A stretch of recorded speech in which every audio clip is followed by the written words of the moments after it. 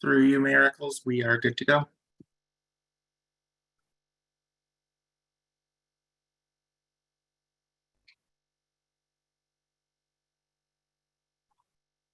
Gonna say, did you kick him out already, Cody? I did not. It does appear we lost Miracles. I think this has happened before, right? When the meeting starts, he has to log back in again. He gets kicked out, it seems. Yes, I have a feeling it may have to do with the live stream pop-up.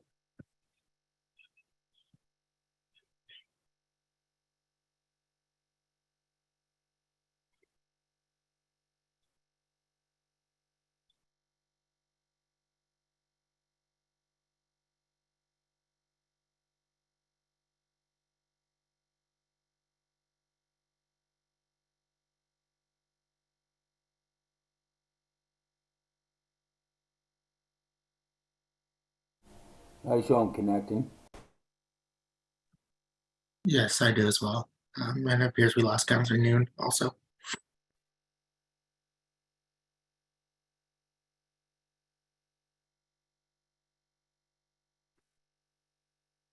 My apologies there. Somehow or another, I got kicked off already. Anyways, I'm going to call the meeting to order. Welcome, everyone. And I think, as Cody has already said, we are recording. It is live. And if we could, let's take a moment of reflection before we start the business of the meeting.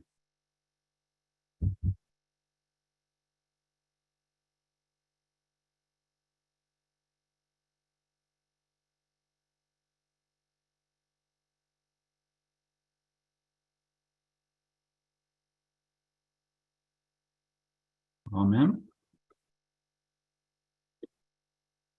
Thank you. Any members of council have declared pecuniary interest or general nature thereof on this evening? If it does arise at any time, please let us know. Clerk Eckensweiler was going to ask you, but go ahead. Yes, thank you, Miracles. I think we just need to go to Mr. Hewlett just for some instructions. That was the next step. You're jumping ahead of me. Thank you. Cody, our technical person for this evening, give us and anyone out there some updates on how they can join in and how we can participate, please. Good evening, and through you, if at any point you get disconnected, you can dial 1-647-558-0588 and enter the meeting ID for this meeting, which is 891-5626-24800. Both members of council and staff have been briefed on the various features of the Zoom meeting software and will be raising their hands physically on camera to speak. For members of the public, if you require any technical assistance for the duration of the meeting, you can send a chat message to myself, Cody Hewlett, and I will attempt to assist you. It should be noted for members of the public that this meeting is being held virtually in 2 locations, both on the Zoom meeting platform as well as being live streamed on YouTube. Public participation, if any, must be done through the Zoom meeting platform and cannot be done through YouTube at this time. Thank you. Thank you for that, Cody. Greatly appreciate it. We do have a number of delegations, 3 delegations this evening. And our first delegation that is up is from the Grey County Farm Safety Association, Paul McQueen, Sam Lemon, and Ryan Thompson. And I think I did see Mr. McQueen there that was on Zoom with us. And I will turn it over. There he is, right dead center in the middle of my screen. Mayor McQueen, or is it part of the Farm Safety Group? Welcome, Paul. Thank you very much for coming this evening. Thank you, Your Worship and your council, and thanks for hosting or having us this evening. This is a great opportunity for us to come and speak to you and all your viewers with regards to what we do here at Grey County Farm Safety. Yes, we do have Ryan Thompson, who is newly, well, not relatively new, but not new old. He was a representative on Grey County Farm Safety a few years back, he's just been itching to get back, and he came back on this term. So we're welcome to have him and his experience. And also Sam and Marilyn Lemon. Sam has been on the Farm Safety Association for quite a long time, before I was even on in 2003, and pre-amalgamation. And I'm not sure if Sam was able to link in here. My lovely wife, Cindy McQueen, she sort of looks after a lot of the background for me as secretary, which is she's the backbone of what I do here. So we know what we're so grateful to have people to help us out doing that, and she works very hard at keeping us in tune. And so certainly she sent out a link to Sam, but I don't see he may be watching. But anyway, I'll carry on. I know we only have so much time, and I know you got a busy meeting this evening. So I just want to start off to say that Grey County Farm Safety is made up of municipal and public representation throughout the county of Grey. Certainly, we attend a number of community functions. One is just, you probably heard, your worship, it's coming back, is Grown in Grey. This year it'll be in Desborough. It used to be at the Chatsworth Community Center until that facility no longer is with us anymore, but it moved on to Desborough. And I think the last one was probably 2019 was the last time they had a Grown in Grey. And just a little bit of a background there, Grown in Grey is made up of a lot of farm representatives, commodities, and a number of school kids. I think it's grades 4 and 5 attend a 2-day event.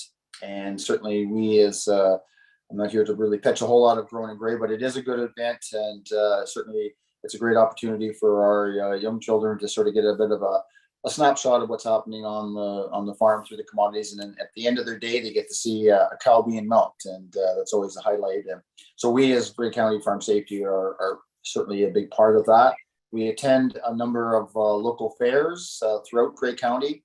I know that there is a certain organization that does host farm safety events in Durham, and we donate to their cause. And certainly it just escapes me her name right offhand, but I know there is a component of farm safety at your Durham fair.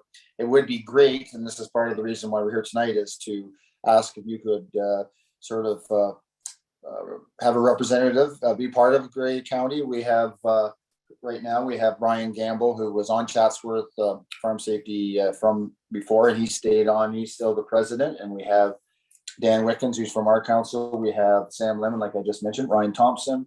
We have Jason Rice, who comes from Southgate. Sean McKinley just came on from the town of Blue Mountains. Janice Reed from Anna, Lynn Silverton, and myself.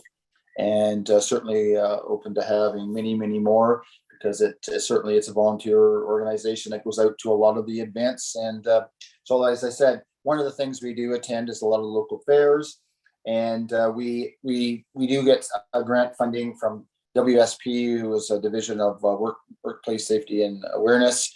And so what we do is we try to sort of teach as much as we can about farm safety in Grey County. As we know, there's tragedies do happen, and one of our main sayings is stop, think, and act. Stop, think about what you're doing, and act safely. And sometimes you just take that brief minute and just think about what you're doing, and are you doing it in a safe manner. And I know, your worship, you got a dairy farm, and sometimes farmers get busy and the agriculture workers get busy, and sometimes you cut corners, and sometimes cutting those corners is where sometimes mistakes happen. Also, I wanted to also bring forward is we also have the Grey County Farm Safety Poster Contest, and we certainly partake in a lot of local fairs. We have 3 different categories every year picked by the committee that goes out, and that certainly we try to zero in on the areas that so one could be skid steer safety, or safety around animals. We try to focus those certain age groups, and then we have the poster contest that we provide the prize money at each fair. And again, that's is where some of our funds go, and then we the winners, the first, second, or third of all those fairs then come to our annual meeting, and then we pick a winner throughout Grey County, and we also provide prize money for those events as well. And I know we have been that poster contest has been around for quite a few years, even before it predates me. And it's a great way to get the kids involved. And, if they see there's they talk about safety, sometimes they pass that on to their parents as well and others. And so also one last thing I want to say, I want to give Ryan a chance to speak to is we do have a Facebook page, Grey County Farm Safety. So we try to, it's relatively new. So we try to post our events that are happening throughout Grey County. And at that point, I'm not sure how much time I had left, but Ryan, do you have anything to add? I don't really have much to add, Paul. Thanks for giving me the floor, but I think you covered it all pretty well. We'd be happy for a representative on the committee with us. It's good for us to try and expand and enlighten people on the agricultural work that we're doing. And yeah, thanks for having me, and hopefully we'll see you soon at an upcoming meeting. Right on. And we do meet at the ag office. Thanks, Ryan. We do meet at the ag office in Markdale, try to be central to everyone. And I see Sam Lemon is joining us here. And I know he's been our treasurer for many years. And Sam, I don't know if you have anything to add.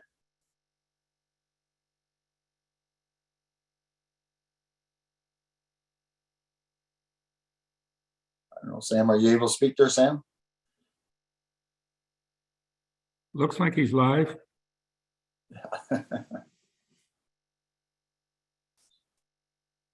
Well, while he's trying to get that up, I forgot one other representative. Tony Bell comes from Meaford as well. So I guess in summary, your worship and council, we do look to have representation throughout municipal colleagues throughout Grey County, and it really helps in the volunteer part of the local fairs as well. And also we do get donations from the local municipalities to help with our small parts of what we do in the sense of our farm safety poster contest. And what we have done more recently with some of the funds at our local fairs, we created what they call a safety kit. And it's a little large sandwich bag, plastic bag that we've included as a set of gloves, a pair of safety glasses, hearing protection, a mask, and some of them we've even included sunscreen. And we create those kits, and we're very fortunate to go through the Princess Auto out of Owen Sound gave us a really good price on a lot of stuff, and we put that together. And then when we're at our fairs, we sort of talk about farm safety, and we sort of hand out these little kits to individuals that come up to our booth, and they're really handy to have in your tractor or in the glove box of your vehicle. So you never know when you're in a situation when you're dusty or you need safety glasses or gloves. It's sort of something that we feel is very practical and something that's usable. And and a lot of times you get stuff. Is that usable? Is that practical? Well, we try to have those, and they're quite handy for those particular circumstances that you need. So I see Sam, maybe he's not able to speak, but certainly open for any questions, Your Worship, and I'll pass it over to you. Well, we have a busy schedule tonight, but I will entertain any council member have a question for Mr. McQueen, Mr. Thompson, or Mr. Lemon. Sam's response might be fairly quiet because he hasn't been able to get in just yet, but that's fine. Councillor Hutchison. Doug? Yeah, thanks, Paul and company for your presentation. I know how important farm safety is, being a lot of years around the farm when I was younger. I just had one question, a thought when you were speaking about your involvement in fall fairs and promoting.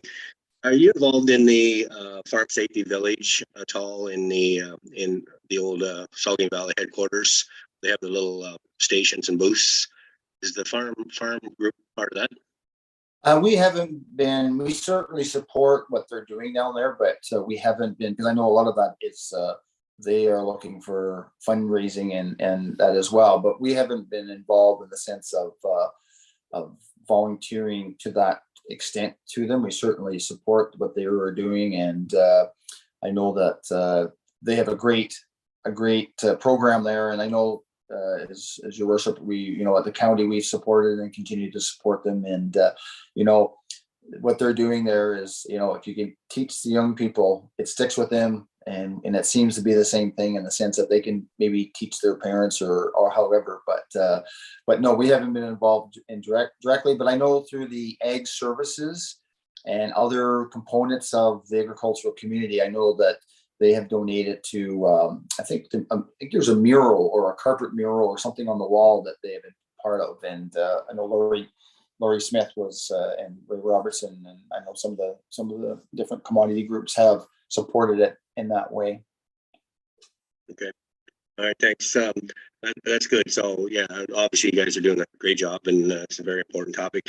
If you're looking for a candidate, I have someone I'd like to nominate, but I'm not sure whether we're at that point or not. I'll leave that to the mayor. Oh, yourself? No. No. I think, yeah, we'll take it all under consideration. If I'm not mistaken, for a number of years, Bob Wiersma maybe Yes. was part of the group. I think that Bob is, has stepped away from that, but he certainly represented West Grey. And I believe he was before amalgamation, Bentic as well too. So he was president at one time, your worship. He was president for a few years, and when I first came on in 2003, he was a very instrumental to farm safety and worked very hard for the number of years he was on it, for sure. Yeah. What I'm going to say is, let us thank you for the presentation, Paul, Ryan, and Sam, and we'll take it under consideration going forward and put it out into the community of West Grey. As you said, there's a number of individuals just from the public, and find out how, as a council, we can go forward as well too, and on that, and how we're going to make it happen for you. And one last thing I want to say, if you do have a representative or however, we're sort of still old school. We have printed agendas and printed minutes, but they are certainly available for the public and can be brought back to your councils to show what we're doing as our events and stuff like that. So they're certainly available as well. Thank you. Okay. You're welcome. Thank you very much again, gentlemen. And Thanks for having us. Please stay with us if you want. It is an open meeting. We're not, you don't have to leave, but everybody's busy. Again, thanks, Paul, Ryan, and Thank you. Sam. Take care. Thank you, Your Worship. Okay. Our second delegation of the evening, Patrick Flood. And I did see Patrick here. There he is again, right in the middle of the screen again. Patrick wants to make a presentation on the all-wheel park development proposal for West Grey. Cody is sharing. You had a presentation or a PowerPoint presentation, and I see Cody's got it up here on the screen. Great. And with that, Patrick, I'm going to turn it over to you. Thank you, Mayor. Or the screen, as it would be. Yeah, Cody, I'll just let you know when to flip screen. So thank you very much. Hi, everyone. Hi, Council. Thank you for having me tonight. My name's Patrick Flood. I'm a new resident in West Grey, and I'm really excited to be here. I've actually worked a little bit with Cody. I work at Elephant Thoughts. We work in conjunction with the municipality in operating the children's camp at our farm, if you want to call it that. So good to be here. Thank you for everyone. I have been skateboarding for 15 years. Let's call it 15 years. I've been skateboarding for 15 years. And everywhere I've gone, I've found places to skateboard, but I've found it quite difficult to find spaces in my new community. And I live here and I work with youth. So this is something that's really close to my heart. So I wanted to come here today and present this. Cody, you can go to the next slide. So we are a growing community. I mean, I think I'm representative of that. I'm a younger person who just moved here to a new community. I think an all-wheel park is a really, really important space to have in the community for a number of reasons. One of the main reasons, well, I'll go through in the list so everyone reading can follow along. The cost of sports has increased significantly. Along with the cost of groceries and everything else in our lives, it's becoming really, really hard for families to enroll their kids in sports. Grey County, West Grey, is actually one of the more affordable that I was able to find around the province, but still sitting at $625 just for registration is quite expensive. Once you've got 2-3 kids, you're up to like $1,200-$1,800, right? Just registration. That's not tournaments or anything. That's not gas. That's not gear. Sticks, or hockey stick nowadays, $150. And some kids just don't even like the team sport activity. I mean, a lot of these kids post-COVID are going to be more isolated. And while I do agree that sports are great for getting kids out and getting them socializing, so is an all-wheel park. So I'm talking scooters, bikes, skateboards, anything you can imagine. So it's an alternative to team sports. And don't get me wrong, I'm still a huge advocate for team sports. I play hockey with all the boys down at the rink tonight. But I think that the skate park beside the rink could use some upgrades so that there's a summer activity there. And of course, we're always saying we need to get more kids outside. I'm a huge advocate for that in my day-to-day job, getting kids out at Riverstone. But providing more opportunities for that in the community, I think, is really, really important. What I really, really want to bring your attention to, though, is this missed youth demographic. So I work at the camp with Cody, 5 to 12. Okay, so we're in that 5 to 12 range. Lots of activities for those kind of kids, right? We've got camps, we've got outdoor activities. They're playing in the splash park, they're going swimming, doing those kind of things, lots of activities. When you get into that 12 to like 16, 17, a very important time for maturing, there's not a lot in our community. And I really want to draw emphasis to that we're missing this youth demographic. And if they're not enrolled in team sports, these kind of sports are where they're going to gravitate to, but there's no space for them. So that's really what I want to keep in mind as we go through. So Cody, you can go to the next slide now, please. Board sports, and it's very skateboarding related because I am a skateboarder, but I recognize that this park will be used by scooters and bikes as well. Great for relieving stress. It's a great way to get outside. You don't need a practice. You don't need a scheduled time at the rink or the field. You can get out on your own time. You don't even need someone to throw a ball with, right? You can do this on your own. So it's great for relieving stress, but it's also a social sport because there's a lot of time in between those tricks to stand and talk and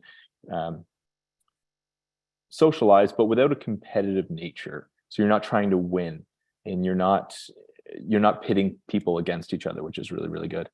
Affordable. Skateboard, $150, $200. That's going to last you 1 or 2 years. Compare that to a hockey stick, $150. That's just one piece of equipment. So I think that's really important. And it's also just a good cardio and strength workout. I think we want to keep kids healthy. Next slide for me, Cody, please. So I went on the West Grey website because I am new here. I need to find out what's going on in town. I want to socialize, right? And these were the available activities. I encourage you to check yourself, but these are the available activities. So bridge, a bridge group, a wading pool, Friday night roller skating, craft shows, and a fitness center. So again, I looked at the census, about 15% of this town is under the age of 15. And they're going to keep growing, and there's new families that are going to keep migrating from the city. If you were 15, would any of these really get you going? Would this excite you? Would you say, Mom, can you drive me to bridge group on Friday night there? So I again, like we're missing the mark on this demographic that we really want to provide opportunities for. Cody, next slide, please. So I do want to point out that there is nearby infrastructure, and I've personally visited all these parks. These photos are from Mount Forest. I would call this like a Franken Park. It doesn't make any sense. That first photo there, you can see the ledge or the block going into a pool. So that block is a traditional object in skateboarding, but it usually goes down stairs. And in this instance, it's going into a pool. I don't know what's going on there. The second photo, it's a very, very steep bank. It really doesn't make any sense. Can you go to the next photo, please, Cody? The next slide. If you look at the second photo there of the wheel, a lot of the ramps in both Mount Forest and Hanover, so the second photo is in Hanover, so the two closest parks, are basically unrideable or not safely rideable, because when you're thinking about a trick, you're riding up the ramp, your wheel can barely go over it. As far as I'm concerned, they're not safe. The second photo is what we call a bank in Hanover. At the bottom of that rail, it's kinked. So that bank is 7 feet tall. If you started at the top of that rail and tried to ride down it, you would get air off of the bottom, which is really not safe and not the point. I don't recognize where any of these parks were built. It really doesn't make any sense. So I just want to bring that up, that there are available parks nearby, but they're neither safe nor properly built. Next slide, please. So this is what a skate park kind of looks like. Smooth concrete, space between objects, and smaller objects, because like I'm saying, this is for the youth. This is for that rising demographic that we're going to see more and more of in the town. Rising house costs in Toronto, people are coming north, and I think you've all probably seen that. Next slide. So this is the existing skate park in Durham. It's actually not findable on maps. So when I first moved here, I didn't know it existed. It wasn't until I started going and playing hockey in October that I found it, thankfully. So what we have is what's called a pyramid and a bowl. The concrete surrounding the park is actually in really good shape. I couldn't find anything in the local archives about when it was built, but it's in like very good shape. I was actually quite impressed. The obstacles, not so much so. So the bowl, that's called the bowl in the middle there, it's really not enough of a bowl to do anything with because it's not steep enough. The objective is to ride up and then stop on the lip of the pool, on the edge of the pool, but it's not feasible in this bowl. And the concrete in the bowl was deteriorating a lot faster than the concrete around it. But I do want to mention, like, this park, we should keep it. I'm not suggesting that we get rid of this park because, like I said, the concrete surrounding it's good. You can use it, and we've already got a space. We don't need to find a space. We don't need to reallocate anything. Both objects are usable, but not enough that it's going to encourage someone to really spend any time there. It's just not exactly where we need to be with it. The next slide, please. So I've reached out to some providers around Canada. We're actually lucky. There's one quite close to us, and they have quoted me on the development and installation of a couple of objects that I think we could add to the existing park. So I want to reiterate that additions to the park that's beside the rink in Durham, to just bring it up to that kind of up to par with where it could be for a town of this size. I don't want to suggest that we're building a park like they would build in Toronto. I recognize that it's not the time for that kind of a addition, but I'm suggesting that we could add some aspects that would elevate it and make this an accessible sport in this community.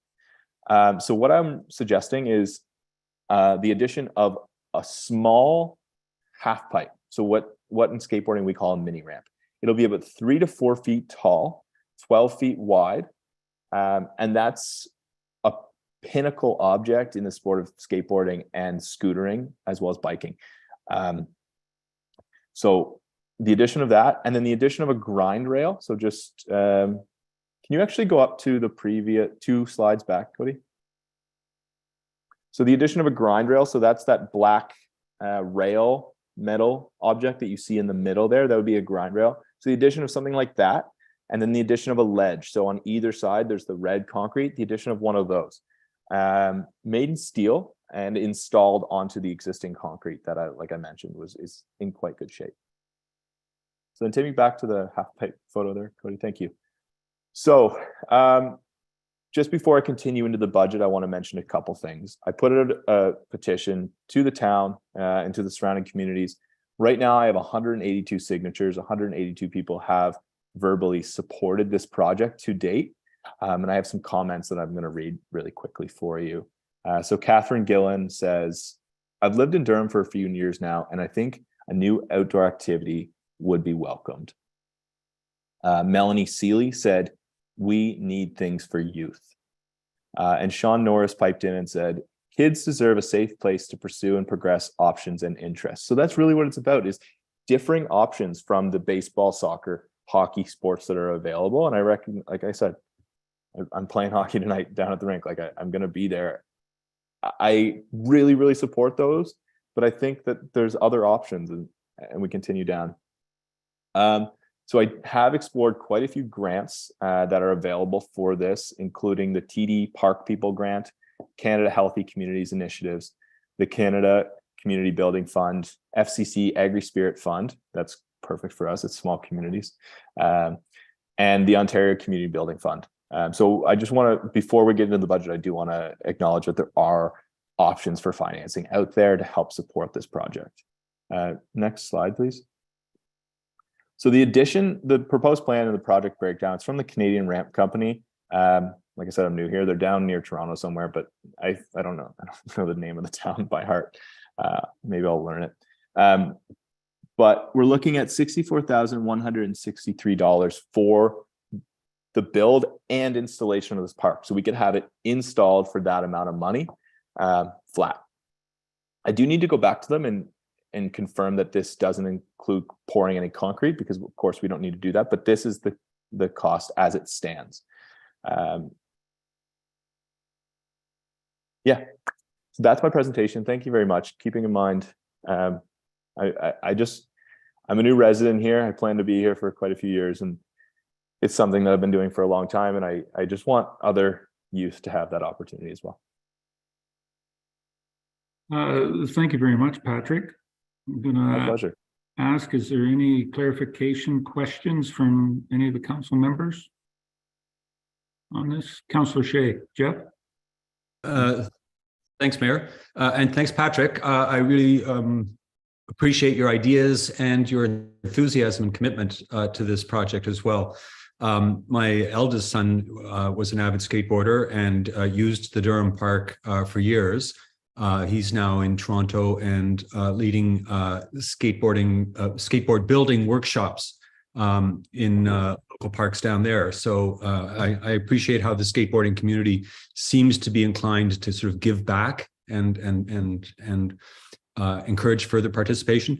I just noticed in the budget there that you had 3 half pipes plus a grind rail plus something else, and that was for 60,000. Is there a smaller version of this project? Yeah, there could be, for sure.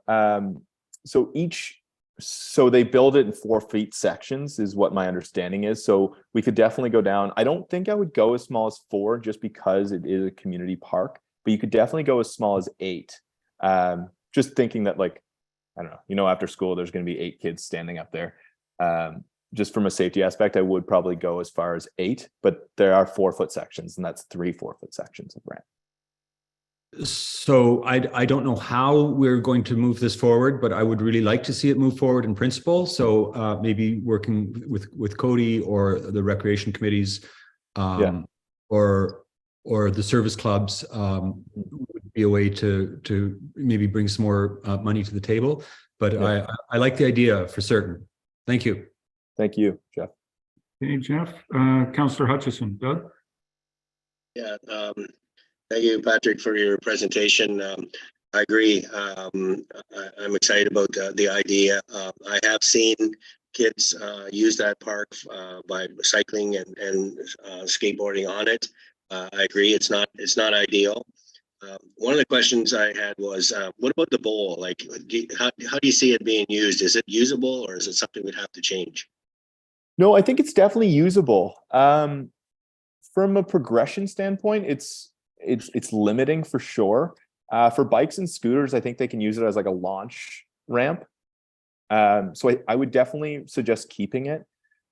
I toyed with the idea of presenting it as an object that could be improved upon and like kind of shaped with new concrete, but I don't know how feasible that would be. And once you get into concrete, it does get quite a bit more expensive. So I wanted to present this first as like a stepping stone to maybe if we do see like significant usage, and maybe I'll be back here in 2 years telling you that it's not big enough because there's too many kids there all the time. But I think that we should definitely keep it for now. And like Jeff said, his son was there. So it's usable. It's just out of date. Okay.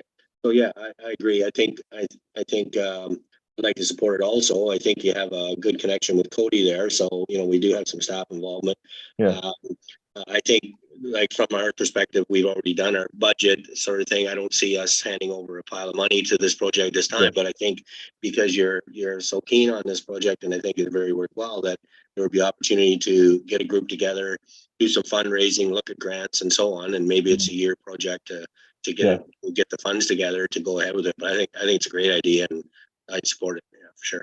On that, Councillor, what portion of the reserve capital budget for recreation would you guys would you consider putting forward? And just, I want to raise that as a question because I did notice that there was a reserve amount in the budget of 2022 of $85,000 for recreation. I couldn't answer that question. Maybe our finance director could. I mean, that's something, it'd be a decision of council. Maybe the mayor wants to jump in on that, but totally support it. Where the funds comes from, that's something we'll have to negotiate for sure. Absolutely. Thanks. Yeah. I wanted to make sure that, I just wanted to bring that up because I wanted to make sure that we know I'm not expecting it. I came into this, I recognize, like, I've seen parks built before. They're not always town built. I got to do some more legwork than just this, but seeing what support's out there. We got one more question from Councillor Noon. Joyce? No, Joyce, you got to hit that button down at the bottom that says you can speak. It's that little microphone thing. There you go. Okay, thank you. And thank you, Patrick, for your presentation. I too had a son. Well, I'm sure if he still could, he'd be active in it, but he was very, very active with skateboarding in his day, and friends, they'd do their own little pyramid of different obstacles just on our street. So it was a lot of fun to watch, and they quite enjoyed it. I am definitely a supporter of it as well. I think, yes, we need to reach out to that age group and help out any way we can.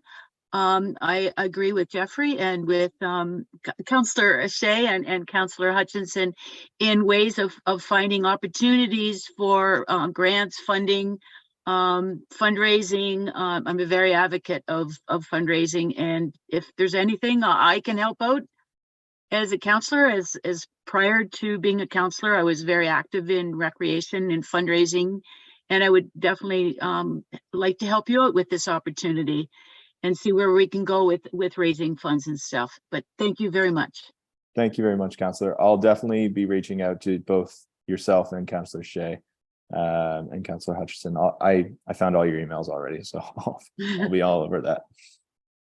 And I see one other Hutchison, Deputy Mayor Tom. Thank you, Mayor Eccles, and through you to Patrick. Thank you very much for your presentation. Yeah, I think any healthy activity is good for all ages, and not just the group that you're kind of looking at. Some of the challenges. Well, first off, your company's from Oakville. I just want to let you know because I am aware of that business. Okay. Also, I think some of the challenges that you will find is we do have an awful lot of things going on here, and we have a lot of infrastructure that needs some dear attention. Yep. So, and I do support any kind of healthy activity for everyone, but I think we're going to need to get you pointed towards maybe service clubs and grants, because that is a substantial amount of money for that type of activity. And again, I'm not condoning it, but I can just tell you right now, it will be very difficult for us, myself, to support from a council perspective, because of so many other things that are going on. But I think there's avenues there to find some funding and help you accomplish your goals. Thank you. Thank you, Hutchison. Councillor Hutchison. Thank you. Thank you, Patrick.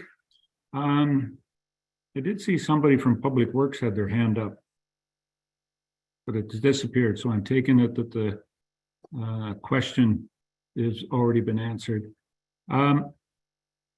My feeling is, and I'm going forward with this, I'm going to say that our 2023 budget has just been completed, but I think this is a project seemingly from a council perspective that we need to do more research on and development of this to see how we can. Yep. And maybe it's something, you know, I'm just throwing it off the wall here, that we do have a facility in Newstead that certainly has roller skating 365 days of the year available. As pickleball a number of times. The arena there doesn't have ice in it, has not had ice. So the surface there is kind of available. I'm not sure that the pickleball and or the roller skating would like to see us dig a hole and make a bowl in the middle of the Newstead facility. And I know for certain that the Lions Club, when they're having the Lobster Fest, probably would deter theirs as well too, as the fall fair.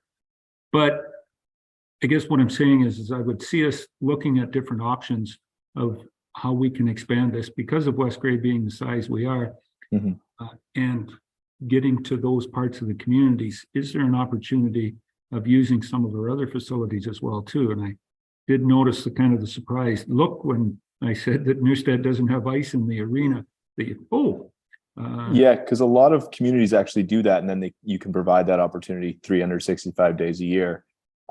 Which does offer some more, which is great. I mean, more healthy activities, right? Yeah. I'm not saying that Newstead would be 365 days of the year. No, of course. Roller skating and pickleball are probably a bigger priority at the present time. And I see Councillor Forster going, yes, they are. What I'm going to say is to move this along. I certainly know that Cody and yourself, we can explore the options of where we're going to go, and to Deputy Mayor Hutchison's point, explore the funding opportunities and the development of this program going forward. I'm not going to say that, nope, not going to do it. Yeah. And not to give you that hope, but this would be something into the future for 24 of making that development. But going forward and looking at opportunities that we have, Patrick. Thank you very much for bringing it forward. Thank you. Yeah, I'll reach out to everyone. I think it's important to have this connection, and then now we can actually go ahead and start applying for some of those grants and look to that future. So thank you. I know I'm well over my 10 minutes now, so thank you all very much, and I appreciate you taking this time in your day for me. Excellent. No, thank you. Cheers. Yes. When Patrick's told me to get back onto, more than Jamie has told me get back onto schedule here, but important issues for our youth and development of our community. Our third delegation this evening is Jacob Hanlon. I believe I did see someplace there a little while ago that he was here with us, and Christina Zardo from Food Cycling Science. And there you are, Cody. I was going to say, I don't think we need a skateboard there. We're not going to roll out the organic foods. Christina is from Food Cyclers, and I'm going to turn it over. Christina. Good evening. Good evening, Mayor, Deputy Mayor, members of council, staff, and any members of the public who are tuning in. Thanks very much for having me, and thanks in advance to Cody for steering the slide deck. So my name is Christina. I'm here on behalf of Food Cycle Science's Municipal Solutions Division to discuss a residential solution to food waste. We could go to the next slide. So our company, we're a Canadian company based out of Ottawa, and we're 100% focused on providing food waste diversion solutions. We do this using our innovative technology called the Food Cycler.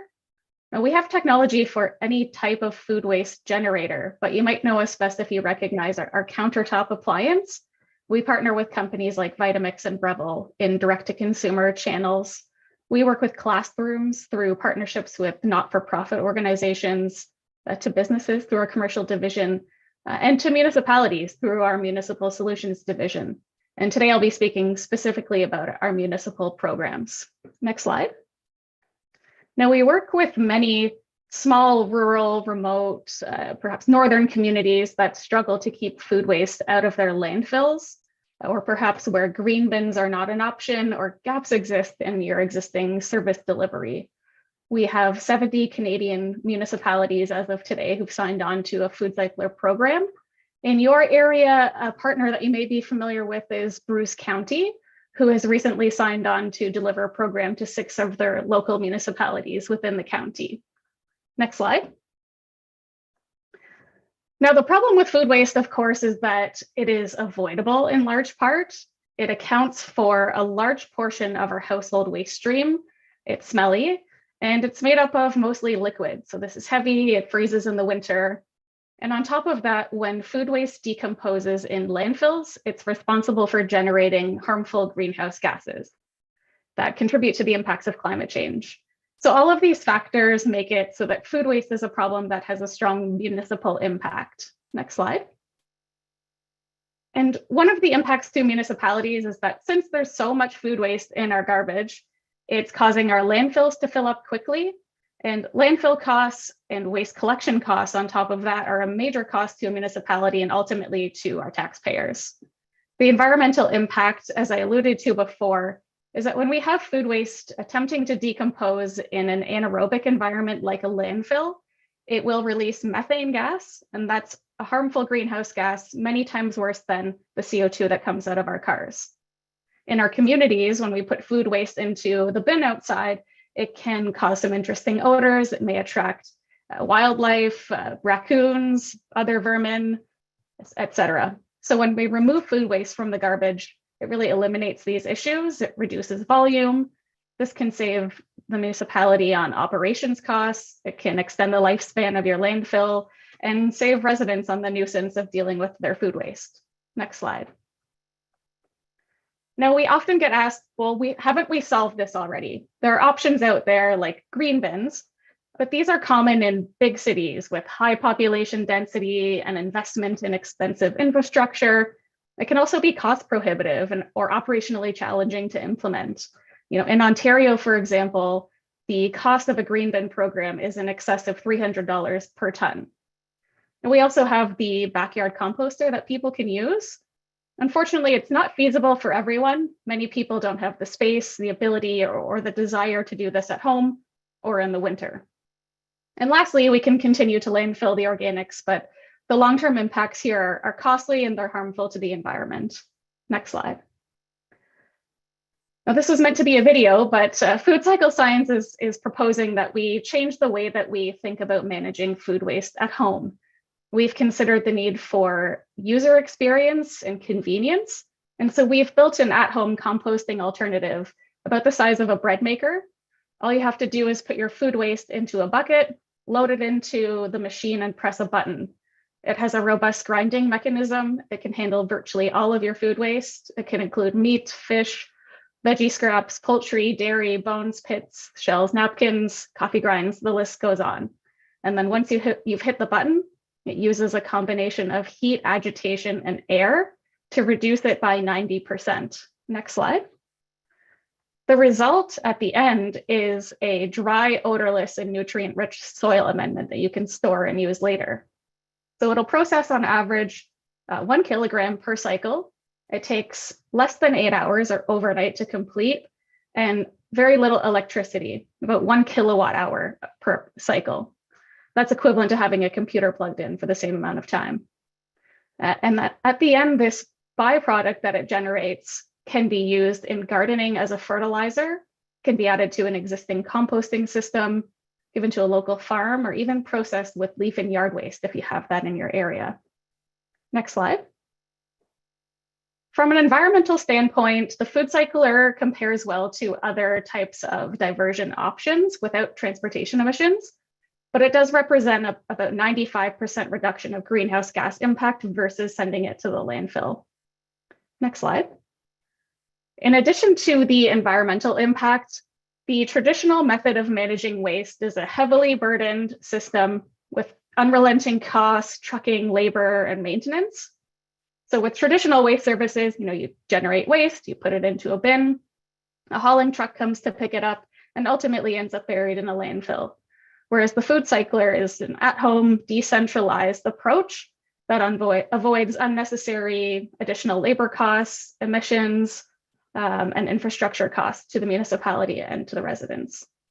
Next slide. So one thing that we have learned from working with our municipal partners is that their residents are very interested in being part of the solution. They want to try new things, they want options, and they want their government to bring these things to their community. So the food cycler is something tangible to your residents. You know, they don't need to live in a big city to be able to divert their organics. We think that this should be available to all Canadians all year long, no matter where you live. And then on top of the social pressures, the impact of regulations that are coming down from various levels of government, whether that's landfill bans on organics, diversion targets, greenhouse gas reduction mandates. So we want to stay ahead of this and understand what really works for our community. Next slide. So we have run pilot programs in over 4,700 households across Canada so far in over 40 different municipalities, and the results are overwhelmingly positive. We see a really high participation rate where 98% of people say that they'll continue using it after a pilot period. They'd recommend it highly to friends, family, and neighbors. We've achieved a significant amount of net new diversion as well, to the tune of about 300 kilograms per household per year, which can result in a return on investment. After a successful round of pilots in Nelson, BC, they've actually decided to put a food cycler in every home in their city of 11,000 people, and that has begun rolling out this year. Next slide. So recently, Food Cycle Science was selected as a finalist in Impact Canada's Food Waste Reduction Challenge. This is a Government of Canada initiative to reduce our country's food waste, and we've received federal funding as part of this to be put towards municipalities and their programs that they run. So these pilots will help us move into the last stage of the challenge, which comes with perhaps more funding if we're successful, and all of it will be used to invest into programs for Canadians. Next slide. So a pilot program is a 12-week project. It starts with residents getting a food cycler at a subsidized rate. They use it for a period of 12 weeks, and during that time, all they have to do is track the number of times they press the button. At the end, we administer a survey so that we can evaluate the program's success. The results are presented back to you in a final report or feasibility study, if you will, and you can then use this data to support your future waste management decision-making, or perhaps to accompany a recommendation or grant application to expand the program. We offer full pilot administration, the feasibility study, and grant writing support as part of the cost of the pilot program. Next slide. So here are our funded pilot programs. They're based on a subsidy model, which you may be familiar with some things like rain barrels or backyard composters. Essentially, it starts with Food Cycle Science providing an initial discount, and then us implementing or investing the federal funding to get the price reduced by 50%. We then suggest that the municipality subsidizes $100 per household, and residents chip in the rest. So this ensures that all parties are invested in the solution. For a municipality of your size, we might recommend a 100 or 200 person household, the net costs for which are laid out in the table here. And I'll just mention that the funding for the federal portion closes in May or until funding is fully allocated. Next slide. So we'd welcome you, the municipality of West Grey, to be part of this food waste reduction challenge. We think your community would be a good fit for the program. And tonight we'd ask that you receive our presentation. And if there's interest in a pilot program, that we could work with staff for a report and recommendation. Thank you once again for having me, and if I'm prepared to answer any questions you may have. Thank you very much, Christina. Very interesting and timely, I guess, in a fashion, as a number of municipalities are certainly looking at options for recycling. However, the provincial government's going to mandate that towards the producers, but in this aspect of it as well too. I will, any questions for Christina at this point in time? Doug, Councillor Hutchison. Thanks, Christina. Excited about your program. I think it's one of the solutions to one of our problems that we have.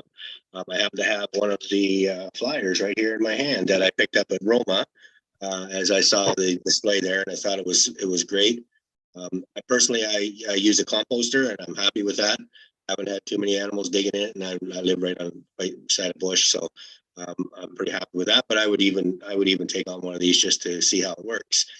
My question, I guess, is it possible, like I'm just thinking about uptake, and I'd like to see the program go. I'd like to see us investigate it, but could we start with like a smaller number? I think it was 50 households, even though our population warrants that we should be starting at 100, which would be like 10,000 or above. Can we start with a smaller number, or does our population mandate that we have to start at a certain point in order to get involved in the program? Yeah, thank you for your question, Councillor, and good to see you again. You can certainly start with a smaller pilot program. Our recommendation is just based on our experience, and it's also a conservative estimate based on your population. But certainly a smaller pilot program to begin would be, a low risk, high reward investment. Right. I guess if you put it out there and said you're aiming for 50 and you end up at 100, that's even better. So yeah, I think our population would support it. I think it's a great system. I'm just not sure how we support it because we're in the throes of budget right now, and but I'll leave that for other people to discuss. But thanks for the presentation. I think it's great. I think it's right on with what we need to do these days. Thank you. Very good. Councillor Shea. Jeffrey? Thanks, Kevin. And thanks, Christina, for the presentation. I did see you at Roma, but didn't pick up one of the brochures. And I'm also a backyard composter. So, but I appreciate the effort that you're making here. We have had in the past a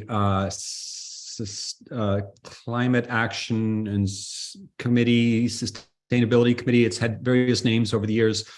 It's in hiatus since the election because we just haven't reconstituted the committees since we got into the budget process. So we have to do that in the next weeks, I would think, or possibly months at the latest.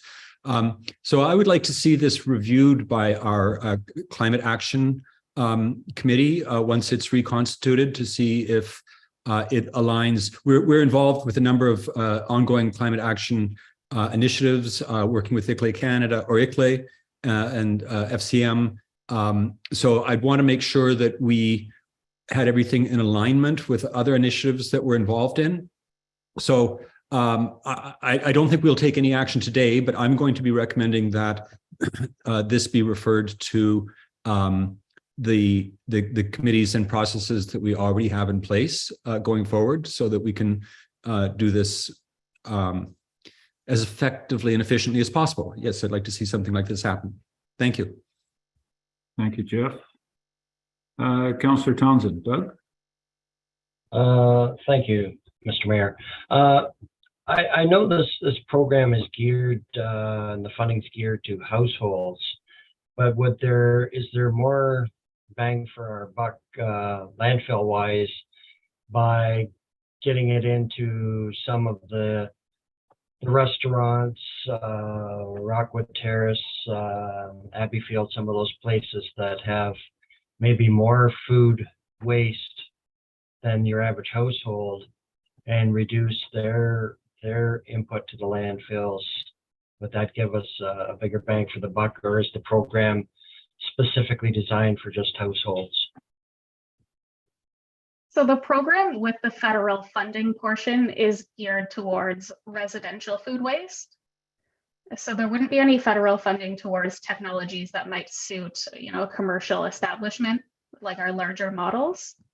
However, we do have those solutions and would be happy to discuss them with you or the correct person in the community. But for the federal funding portion, it would not apply.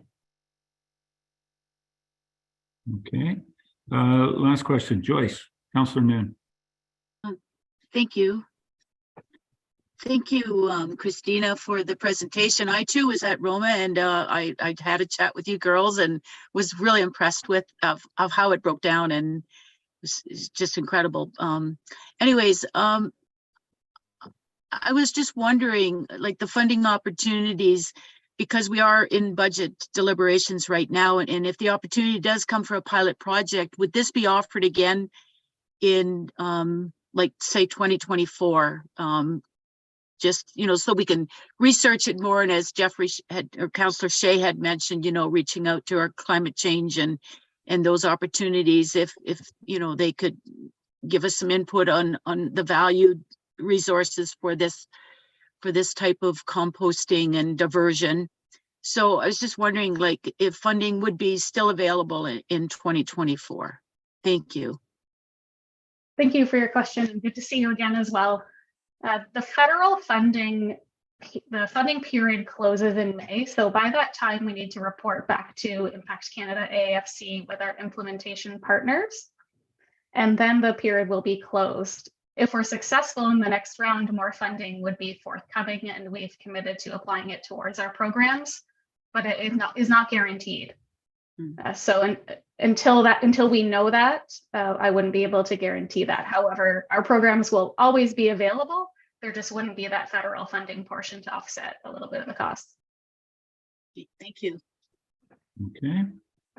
And I think if I could wrap this up, Christina, your recommendation or your ask for this evening was to accept it. And I think by analyzing council's reception here, been accepted very well, very exciting. I know a couple of our neighboring municipalities right at the present moment are on an organics program, but being a green bin program and instituting trucks running up and down the road to pick that up. And you've discussed some of the negativity that may be involved with that. And then your request was that back to council or back to staff to take a further look at it here. And I'm going to suggest or ask Jamie, do we need to just say that by direction, or would you like that to be a motion, Jamie, my clerk, legislative director? Through Mayor, I don't think a motion to receive is necessary. We have the presentation. I think it would be sufficient that staff just reach out to Food Cycle Science and Christina in particular and talk about next steps. Excellent. Well, I think that is the answer, unless there is somebody that's ultimately opposed or vehemently opposed to that. I think I'm reading council fairly well that yes, further research on this and a dialogue back and forth with our staff about opportunities or ability to institute this. It's been something that I've been involved with council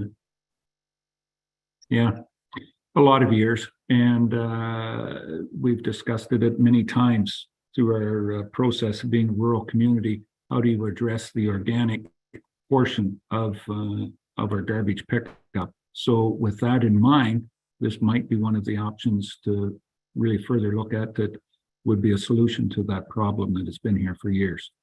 So with that, I guess I'm looking to say thank you very much for joining us tonight, Christina, and for the very informative presentation. And again, best of luck. And we will be back to you, staff, doing some reporting for us and investigating. And it won't be the last time that we see you, Christina, that's for sure. Wonderful. Well, thank you once again for having me. Have a great evening. All right, thank you. With that is our delegations, public meetings. I don't believe we have any for this evening. Comment period. In accordance with the Westgrade procedural bylaw, comments may be made to council. And I guess this is public. There's a couple of minutes if there's anyone out there that wants to make a comment on anything that is on the agenda for this evening. Now is the time that is open. And Cody, do we see anybody out there? If I may, at the start of the meeting, I had outlined that public participation must be done through Zoom. Members of the public wishing to participate in this portion may do so in a variety of ways. The first being, if you have joined us via phone line, you can press *9 to raise your hand, and that will let us know you would like to speak. Alternatively, you can raise your hand on the Zoom platform, typically under the bottom of your screen, under the reactions icon. Thank you, Cody. And I'm looking across. I don't know whether I have everybody in, but I do see one individual at this point. I believe Sue Papineau. Susan. Yes, thanks, Kevin, very much. I have a question about something that is on the agenda for this evening about the Durham Town Hall and the possibility that it might undergo very needed renovations, as we all know. My question is a two-part question. If the town hall, if this goes ahead and the funding is in place and there's money to do this, which would be great, that does leave several community groups without a place to meet.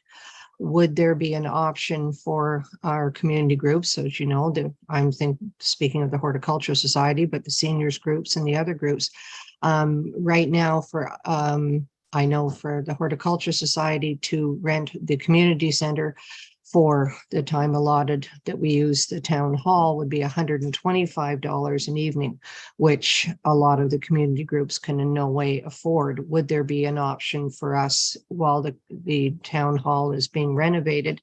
And my other concern is, has there been a proper assessment done of the town hall to find out just what needs to be done?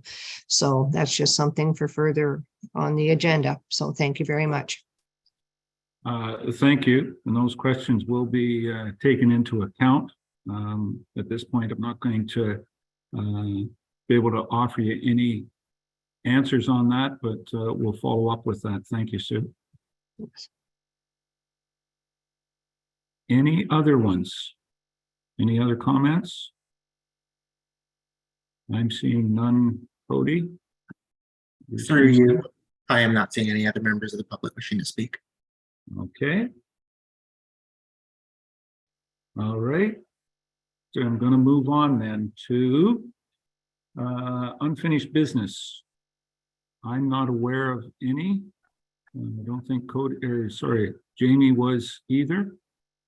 So we have no unfinished business that needs to be addressed. Adoption of the minutes. And Jamie, if I'm correct, Mr. Eckensweiler, we'll do these individually as a motion. Yes, we'll go through each individually. Thank you. Minutes from the special council meeting held on January 31st. We have a mover and a seconder to adopt those minutes. Moved by Councillor Townsend, seconded by Councillor Noon. Any questions, errors, or omissions on those?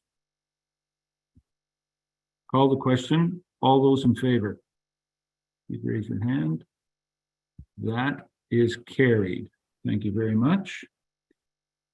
8.2, minutes of the regular council meeting held on February 7th, 2023. The mover and the seconder.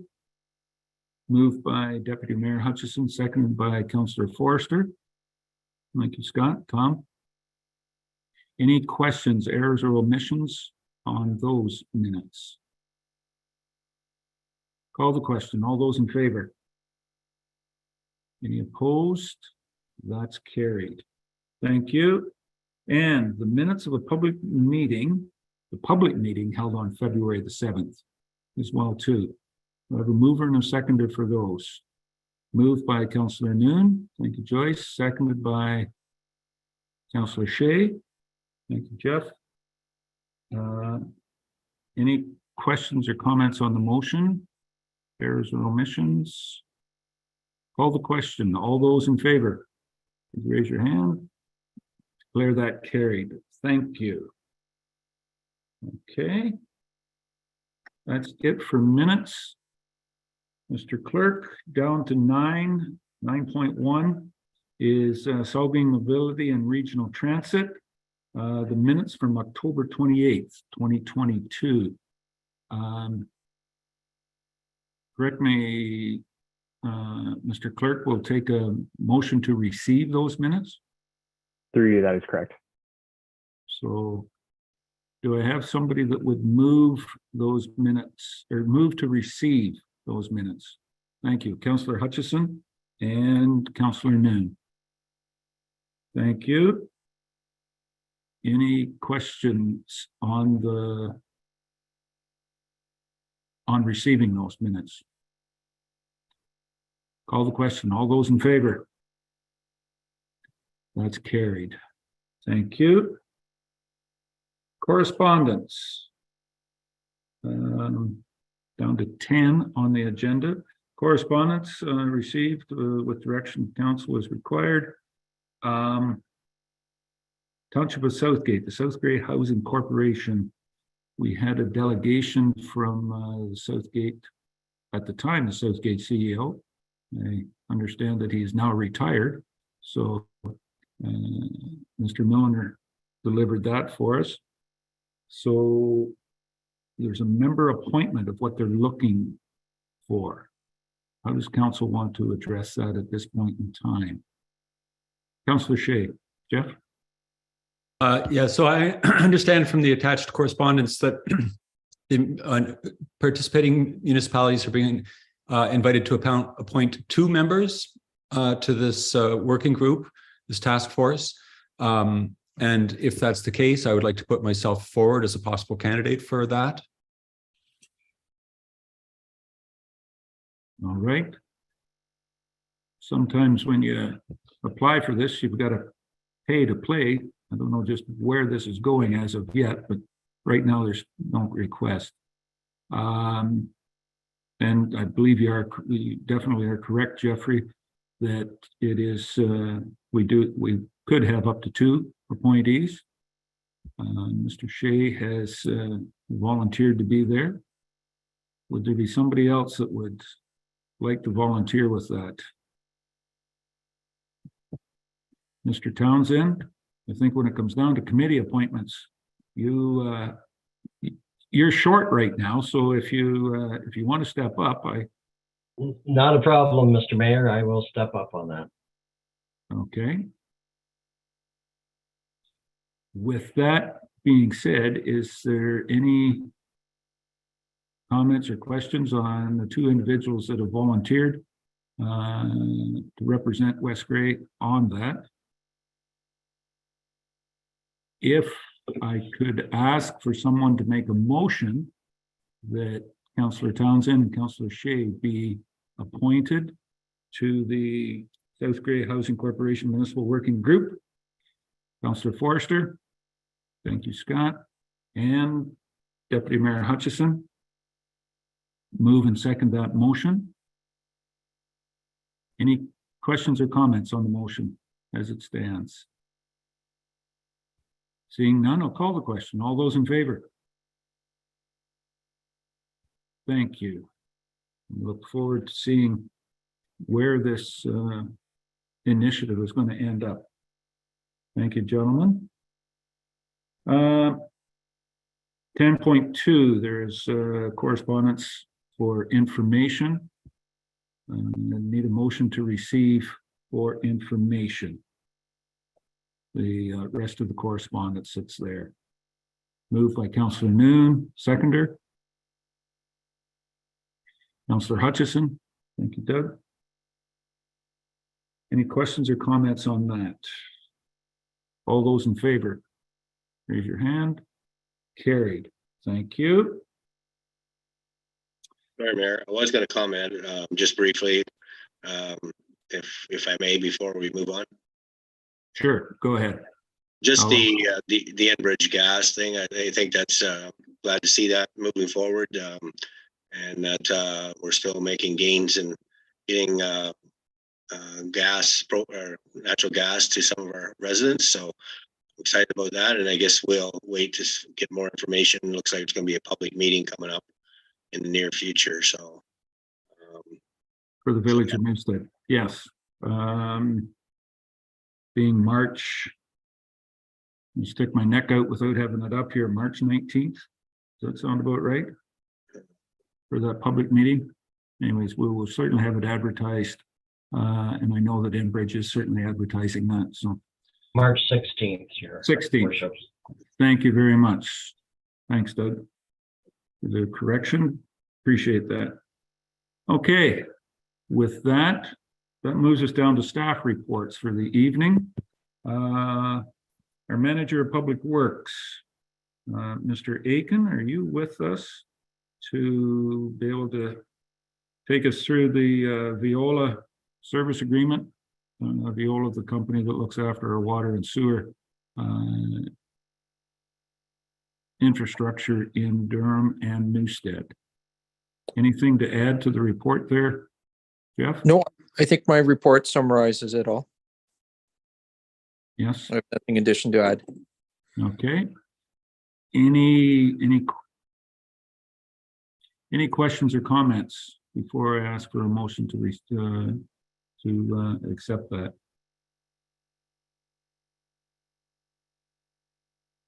Seeing none. Jamie, you've got a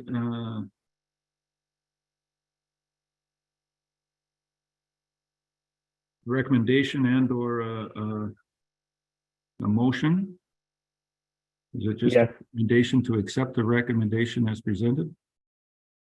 Is through you, Mary. Yes, the motion that has been presented is that in consideration of staff report IPW 2023-02 Veolia Service Agreement, Council directs staff to bring forward a bylaw to authorize the mayor and clerk to execute a 5-year service agreement with Veolia Water Service for operation and maintenance of the West Grey drinking water systems, Durham Sewage Works, Newstead Pumping Station, and Newstead Lagoons at a base price of $463,582 plus tax per year. Thank you. Do I have a mover and a seconder?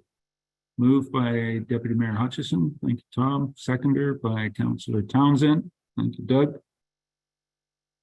Any further comments, questions on the motion? Seeing none, I'll call the question. All those in favor, please raise your hand. Any opposed? That's carried. Okay. That's it for Public Works. Thank you very much.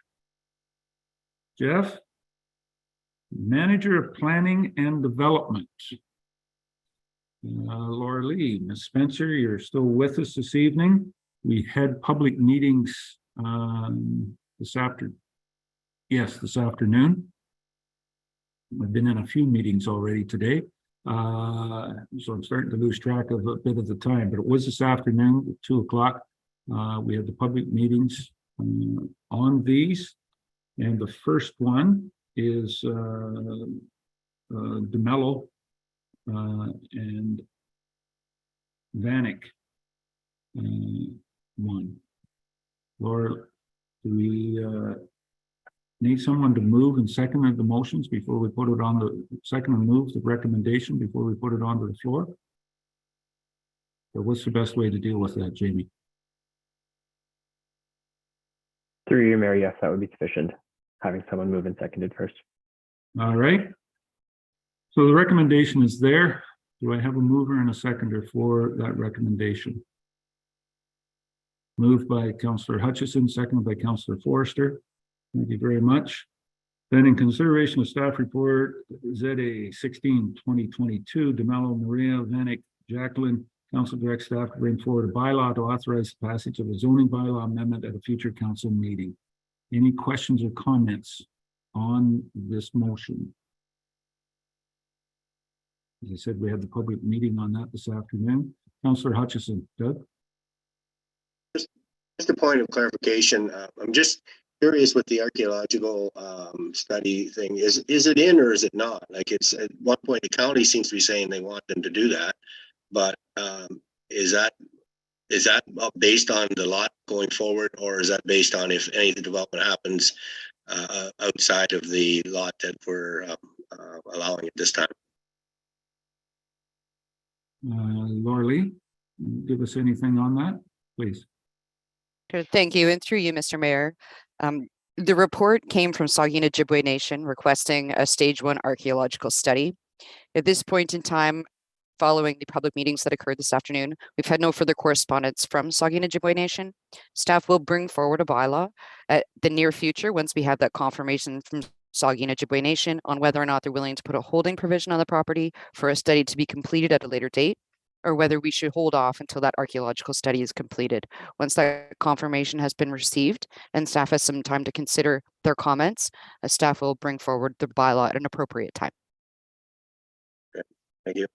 Okay, very good. Any other questions on this one? Call the question. All those in favor? Any opposed? That is carried. Okay. Second one is McIntyre. You can just get it up here. This one is, there's a recommendation, a public meeting held this afternoon. That in consideration of staff report ZA 19/2022, McIntyre Kenneth, council directs staff to bring forward a bylaw to authorize the passage of a zoning bylaw amendment. Look for a mover and a seconder. Moved by Councillor Noon, seconded by Deputy Mayor Hutchison. That is on the floor. Thank you. Do we have any conversation, questions on the recommendation? There was no comments, I believe, from anybody from the public meeting this afternoon. Seeing none, then I will call the question. All those in favor? Any opposed? That is carried. Thank you. Third one on the zoning is from, we have a recommendation here coming out of the public meeting that in consideration of staff report ZA 20/2022, 1993934 Ontario Inc. Council directs staff to bring forward a bylaw to authorize the passage of the zoning bylaw amendment. This would be in the township of Bentinck. Do I have a mover for that recommendation? Moved by Councillor Townsend, second by Councillor Noon. Is there any questions or comments on the recommendation on the motion on the floor? Seeing none, I'll call the question. All those in favor, raise your hand. Declare that carried. Thank you.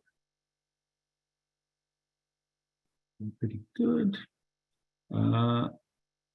The next one, Laura Lee's got for us, coming out of the public meeting this afternoon, that in consideration of staff report ZA 23/2022, Tupas Jarslaw, council directs staff to bring forward a bylaw to authorize the passage of a zoning bylaw amendment.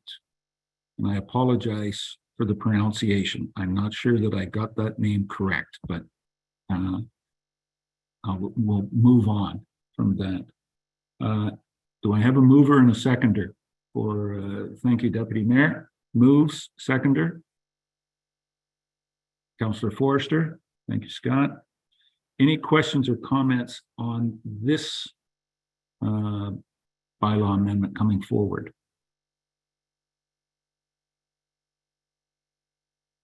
Just want to make a comment, Councillor Noon, you've got that little bubble behind just behind your head there. Was that, did you want to say something? Ah, there it is. Now it's shining brightly.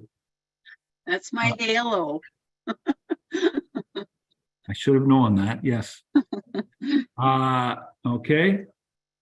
No questions or comments. All those in favor, please indicate. Thank you. That is passed. Declare that carried. And one more coming out of the public meetings today to bring forward the bylaw was, and we have a recommendation here that in consideration of staff report ZA 24/2022, Jamar Meats, Jameson, Matt, council directs staff to bring forward a bylaw to authorize the passage of a zoning bylaw amendment. Do I have a mover and a seconder for this? Moved by Councillor Noon, seconded by Councillor Shea. Thank you very much. Any questions or comments on this recommendation to bring forward the bylaw? Seeing none, call the question. All those in favor? Declare that carried. Thank you. And anything else, Laura Lee? Nope. You've done very well today with the public meetings, and great work. Look forward to the bylaws coming forward shortly to get those projects on the way. Community services. The next on our agenda, 11.3.1, is a community services agreement between Elephant Thoughts and the Summer Camp Program 2023. Probably be looking at Mr. Hewitt back up there. Thank you for coming back in. Well, you didn't have to come back in. You haven't left us. We still did. Thank you very much, Cody. I think there's a recommendation there. So to move it forward, is there, do I have a mover and a seconder for the recommendation from Cody's staff report at this time? Moved by Deputy Mayor Hutchison, seconded by Councillor Forrester. Thank you, Tom. Scott, that in consideration of the staff report, Recreation Community Services Agreement, Elephant Thoughts Summer Camp Program 2023, Council directs staff to bring forward a bylaw to enter into a community service agreement with Elephant Thoughts for the 2023 Summer Camp Program. And as I said, moved by the Deputy Mayor, seconded by Councillor Forrester. Any further comments or thoughts there before I ask for any questions, Cody? Thank you, and through you, the report basically speaks for itself. However, to provide a quick summary, this year, we're happy to hopefully be entering our third year in partnership with Elephant Thoughts to offer the summer camp as we have in the past 2 years. Typically, we've seen a very popular registration, and we would anticipate that moving forward this year, as even this week, I have had quite a few parent inquiries about when we would be opening registration and getting things going again. Okay, thank you. Open it up for questions or comments. Councillor Noon first. Go ahead, Joyce. Oh, thank you. And it's great again that we're having that agreement with the Elephant Thoughts. Just a question to Director Hewlett. I noticed it's only for 4 weeks this year. They've limited to just the 4 weeks. Would you have the opportunity maybe to open up a few other programs? Kind of in your report, it said it, but it was more or less with the waiting pool, like things that are currently already available. But like if there would be opportunity to have like maybe one day a week or something in the different communities just to have outdoor sports with the children. I don't know if it's too late in the year to plan something like that, but if just because it's only 4 weeks, if there's other opportunities for this, for the kids for 2023. Thank you. Yes, and through you, Mayor Eccles, to Councillor Noon. So in addition to the 4 weeks at Elephant Thoughts, actually on that, we've left the agreement fairly open-ended. We're still working through how the whole summer will fully shake out. We're hopeful that we may be able to add on a week or so on either end to be able to open up a little bit more availability. And with that, we are hoping to be able to expand our ratios, even though we're offering not as many weeks as we have in the past year, but by expanding the number of kids we can take each week, that will hopefully somewhat even out in spots. And yes, we are still planning to offer a full aquatics program cohort. So that would be our swimming lessons, public swims, that sort of thing. And in addition, we are working through and figuring out the feasibility of offering other programming. But exactly as you spoke to, we are looking at trying to do something in each community, kind of little pop-up park activation programs, as we'd like to call them. Thank you. Okay. Councillor Hutchison. Doug? Thanks. So my questions, I guess, are sort of on the same wavelength. I know the camp was very popular, and people will be disappointed it's only 4 weeks rather than 6 from last year. But I wondered about the park activation program, and it sounds like that's a program that's going to be offered outside of the Elephant Thought program. Or is Elephant Thoughts going to be involved in that, Cody? No, that would be a program that we would offer in-house. Okay, so then further down, you talk about other programming, for example, proposing bringing camp style program to communities. Okay, that's sort of covered there. The aquatics program, full aquatics program. So that's, you're talking about swimming lessons outside of the Elephant Thoughts Day program, right? That's different? Yes, through you, that would be our standard aquatics program at the wading pool in Middle Reservoir there. Right, okay. And one other question, I guess, was, no, I guess I have something I'd like to propose, but I'll wait until the bylaw. So, okay, thank you. Okay. All right, Councillor Shea. Jeff? Thanks, Kevin. So I'm really interested in this park activation. I think I just like the term. But I was just curious if you were thinking of partnering with other community organizations such as the Durham Art Gallery. That's a question to Cody. Mm-hmm. Through you, not something I've thought of, but now that you have posed the idea, I'm open to that possibility, and I'm in conversations with the art gallery for other programming that we may have coming up. So I'll just expand those conversations and look them into that. Okay, just doing my job. And the other thing is, the Elephant Thoughts program has been reduced this year. Is there any chance that it will expand back to its former size in future years? Through you, that is hopefully the plan. Okay, great. Thanks very much for this. It looks like a great initiative. Excellent. Okay. All right, very good. Any other questions? We have the motion moved and seconded. It's on accepting the recommendation and going forward. Call the question then. All those in favor indicate. Any opposed? That is carried. Okay, thank you. Community services, I guess that's it. Director of Legislative Services, clerk. 11.4.1. The first one is the appointment of public members to the Elmwood Community Center and further to the Durham and Union Cemetery boards. Do I have a mover for the recommendation as presented in Jamie's report? Moved by Councillor Shea, seconded by Councillor Hutchison. Thank you. That in consideration of staff report appointment of public members to the Elmwood Community Center Board and the Durham and Union Cemetery Boards, Council appoints certain members to the Elmwood Community Center Board and the Durham and Union Cemetery Boards for specific terms as noted in Schedule A to this report. Any questions, comments?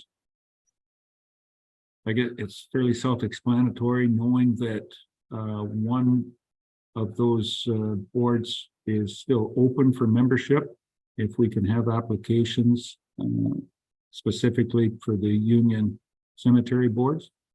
And that was noted in the report. So thank you to that, to anybody that would out in the community. It's open to any member from West Grade. All right. Moved and seconded. Any other comments on the recommendation? Call the question. All those in favor? Any opposed? That's carried. Thank you very much. That one, Jamie. Second one is that Jamie has on here this evening is a recommendation that in consideration of staff report notice bylaw, council directs staff to bring forward a bylaw to update the notice bylaw. Is there anyone that would like to move that? Deputy Mayor Hutchison and Councillor Hutchison. Thank you. Any questions or comments on this motion as it is. Councillor Noon, Joyce? Thank you. I don't have it right in front of me, but in reading it earlier, there was a section regarding the shut off for water service if a tenant or owner becomes if they don't have payment. I think it's 3 payments or something. To my understanding, it was always that it was transferred to taxes. It wasn't that it was the water was shut off. So I was just asking for some clarity if that's always been part of that bylaw and I just wasn't aware of it. Thank you. Through Mayor to Councillor Noon, I believe, and the Director of Finance can correct me if I'm wrong, I believe that was the case. Simply put, this provision in this proposed bylaw would just allow the municipality to take a different route if they needed to or if they wanted to at a certain point in time. Outside of that, our hands would be tied and we wouldn't be able to shut off services if that was something that we needed to do. Further, Joyce, go ahead. Yeah, I guess I just always had the understanding that water is a necessity of life, and that I was just kind of taken back by that. But regardless, I know shut off might be required in a certain area if maintenance or whatever is needed at a property. But I wasn't familiar that it was shut off because of non-payment. But just for clarity. But thank you for that. And I think to your point, that might be addressed in section 18, where we have to give notice for 24 hours if there's work or interruption. That's the notice portion of it. Okay. Councillor Hutchison, Doug? Yeah, I'm just curious. I felt a little bit like I was at an auction. I didn't have my hand up, but you said that I was a seconder. I'm not sure who had their hand up, but it wasn't me, I don't think. So maybe somebody else had their hand up as a seconder. I don't mind, I'll second it, but it wasn't me. You have, yeah. Was it? You have. I have, okay. That's good. I bought something I didn't realize. No okay. Yeah. So you have no other questions other than that? Good. Just as a point, and I think we talked about this, maybe I've said something too, in article or section 15A, I think of the purpose is in that section twice. I'll just read it. A description of the purpose and effect of the proposed bylaw. I think it just got put in twice, Jamie. Yes, Miracles, you are correct. This is just a draft state at this moment, so staff will correct that before it's presented to council for passage. In the bylaw portion of it. Thank you. Okay. Any other questions or comments on the motion recommendation? Seeing none, then I'll call the question. All those in favor? Any opposed? That is carried. Okay.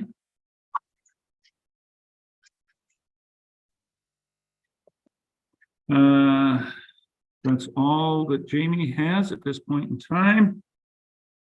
11.5. 11.5 is community services, Durham Town Hall grant opportunity.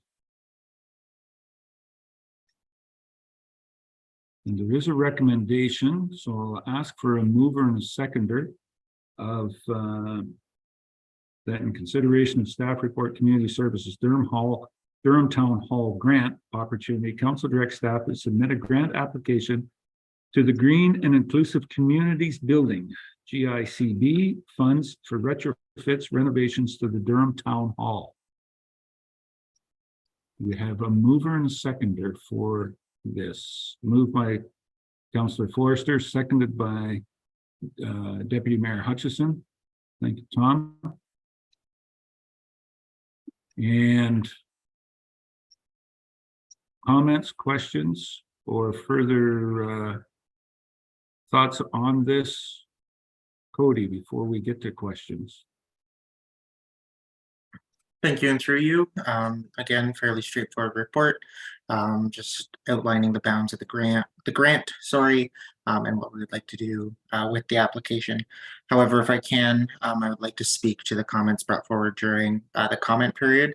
As we're still in the preliminary stages of applying to the grant, it's difficult to say what we would do with rentals just because we're speaking about hypotheticals. However, internally, staff have discussed the feasibility of moving rentals to the Durham Arena, for example, and we would be able to fit that in with very little scheduling conflict, as well as when we were going through the grant application, we did go through a preliminary building assessment with our building department, and through that assessment, they didn't notice anything that raised red flags on their end. However, with that being a building that was built in the 1800s, it's difficult to know what we're going to see until we start opening things up. But with a preliminary assessment, there was nothing that was glaring. Okay, thank you, Cody. And I do have a number of hands up, so I'm going to start with Councillor Townsend. Doug? Thank you, Your Worship. A lot of funds, and again, I was going to go back to, yes, what Citizen made comment about, what really needs. And once you get into renovating old buildings, you can get all kinds of skeletons come out of the walls and closets and ceilings and everything. So that is one of my concerns. And the other concern, like the amount of dollars we're throwing at this building with a new potential police building on the horizon, could we accommodate into those plans to make some more suitable meeting facilities for some of these groups like the Horticultural Society, et cetera, that are looking for something that, maybe isn't as big as the Durham Community Center and maybe is a little, I guess there's the meeting room upstairs at the Durham Arena, but also getting in line with cost-wise for these organizations. Also, there's also a number of other meeting venues in the town of Durham with the Legion and churches and that sort of thing too. So I'm just concerned about throwing all those dollars, even though they are grant dollars, at that building, and when we could be building or putting some of those funds to something new that's on one level and fully accessible and already environmentally fitted up and ready to go. So those are just some of my concerns. Thank you. Okay. I think that was comments, not necessarily a question. I'm going to go to Councillor Hutchison, Doug, and then Joyce. Yeah, so I do have a couple of concerns with this too. My question would be, it's been a while since I've been in the upper hall of that, the town hall, and there used to be the stage and there was tiered seats and the whole bit. I'm sort of curious of how many rentals we would have for the upper floor of that hall. Do we have a yearly number? Cody? Through you, I don't have yearly numbers at my fingertips. However, currently we're seeing probably about 4 to 5 rentals in the upper hall per week. Often it is used for individuals, private individuals who are teaching various fitness type classes. So you're seeing Zumba, that sort of thing, offered by private fitness instructors up there. Okay, so I guess I'm on the same wave as Councillor Townsend in that to put an elevator into an old building like this is I think we have some other spaces that we could use. I wasn't sure how much the upper floor was going to get used. I thought maybe my suggestion was that we concentrate on the lower floor, not worry about the upper floor, just because it does need an elevator. And then the other question was the 250,000 shortfall of the grant. Obviously, it's not in this year's budget, so we wouldn't be looking to match that until next year, I presume. So is that the case? Cody? Through you, as outlined in the report, as staff, we also have plans to apply to other various grants to fund the shortfalls Okay, I just think it's a lot of money to put into this building, and especially the elevator part of it. I think I have concerns with that part, so thank you. Through you, one thing that I would like council to be aware of is we are starting to near January 1st of 2025, in which we are required to be compliant with the AODA, and that facility as it currently stands would not be compliant. Okay, any other questions or comments? Sorry, Joyce? Yes. So did I get to you? Yes, thank you. One question to Director Hewlett. The funding, is this one of these grant applications that you have to apply for before you start the project? It's one of my questions.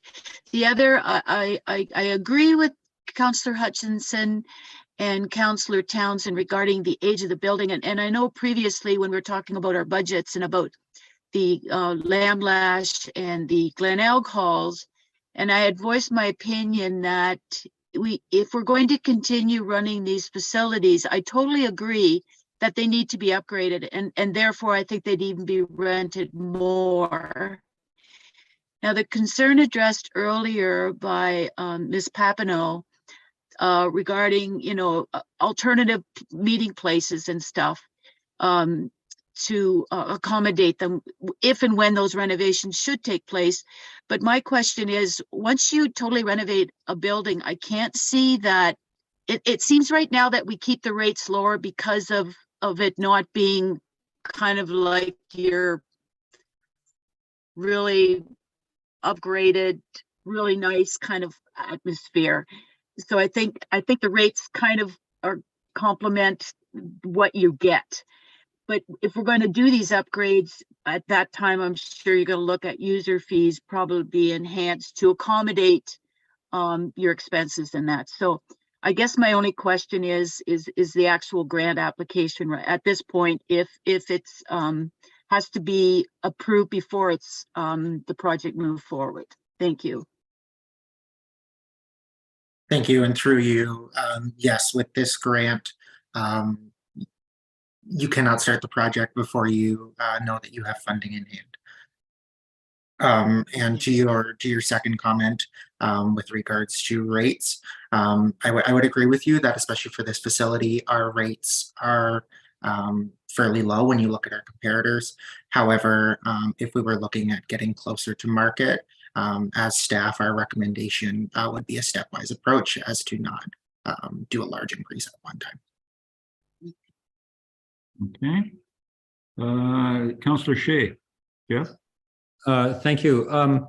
Yeah, I've been to just millions of events at this facility. It seems to me to be one of the most popular facilities for small community activities within West Grey. I'm not certain why spending this much money of grant money from this is a federal fund, would necessarily have to affect how the rates would be billed. So the rates would be set on the cost to the municipality. And if the cost to the municipality doesn't change that much, I hope the rates wouldn't change that much as well. You will remember that we did allocate money in this year's budget to go towards a reserve to make the washroom and entrance wheelchair accessible. So we've already identified that this building is in need of work. And I think I'd like to commend staff for having identified this funding program that so perfectly fits this particular building, a building that has both accessibility and environmental deficiencies. And that there's a fund that's designed specifically to address these sorts of small rural community facilities. It seems like too good a match to pass up. So I'm hugely supportive of this and hope that we can find some way of identifying other sources to help with our $250,000 towards this project.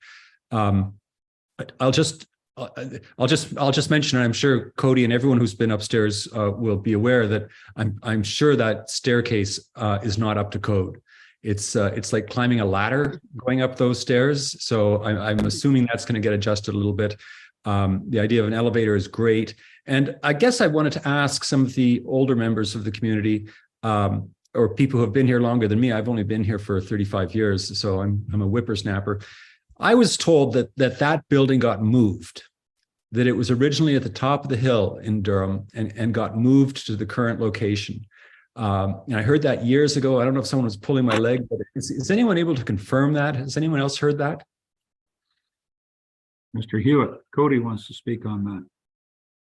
Thank you, and through you, I can confirm from looking through the various history that building originally sat in the downtown of Durham, basically where Eckert's Floral is currently. So just to be clear, it didn't get pushed down the hill, but it got moved from Main Street. Using horses, I heard. Okay. Yes, that is what I have been told by a number of individuals as well too. And there is through some of the historical literature that I found on Durham, that is to be correct. It is in black and white. It's not on the internet, but it is in black and white that I read it. So it's got to be true. So just to summarize, I think this is a great project, and I'd like to support it going forward next year. Thank you. Okay. Any further comments? If I could offer one from the chair, I guess one of my concerns certainly is going forward, putting in an elevator is an initial cost, certainly. But there's an ongoing cost annually that those have to be inspected and are met. The inspection costs, correct me if I'm wrong, Cody, but are somewhere between $2,500 and $5,000 a year. So it's just that much more added to the facilities operational costs on a yearly basis. I think that's towards Councillor Noon's point. Was there a thought or a look of any other means of lift to the upper floor that might suffice? Cody? Through you, we have explored a few different options for a lift. And as I believe it was Councillor Shea had stated, that there are some concerns with the staircase in that hall, so it would partially have to be redesigned. However, given the current design of the hall, the only viable solution would be to install a standard elevator and elevated lift. However, with that being said, given the savings in terms of hydro costs from that facility alone, we would be saving more than the upkeep costs of an elevator. Okay, thank you. Further questions? Councillor Hutchison. Doug? Yeah, just to go back to my point, yeah, I too have a concern with putting an elevator and with all the additional costs of all that. I don't know what the usage would warrant it, but I mean, we could always use that space for storage or something, type thing. I don't know whether they looked at if you just did the bottom floor. But the other thing I want to remind people of is that we're going to have a building a few doors down that's going to be vacant within a year or two. That may have some use in terms of being used for other purposes, sort of thing, in terms of the police station. So we need to keep that in mind also. Thank you. Okay, Councillor Noon. Joyce, further, and then Jeff. Joyce. Thank you. I was just thinking of an alternative, like you get those chairlifts for stairwells. I don't know if you could get that commercially, what the standards are, what the standard regulations are for a public place, but that may be another alternative and not near as expensive as an elevator, but just some food for thought. Thank you. Cody? Through you, to Councillor Noon, we had explored that option a number of years ago. And those types of lifts are not permitted for commercial establishments. Okay. Public. Councillor Shea, Jeff? Yes, to a couple of the comments that were made. I think that the building 2 doors down, which is going to become vacant in a few years, might be the better one that we would want to use for storage, Doug. I'm not sure we want to be putting people in there. But the other point around putting an elevator to the second floor, a lot of community organizations own buildings that have a second floor. I'm thinking of things like churches, libraries. And over the last decade or so, they've all sort of adapted to the frame of mind that elevators are just a fact of life. We're trying to accommodate all the members of our community. And if we don't put an elevator, we're leaving some fraction of our community out of this facility. I think all modern facilities ought to have elevators, will have elevators, are mandated to be accessible.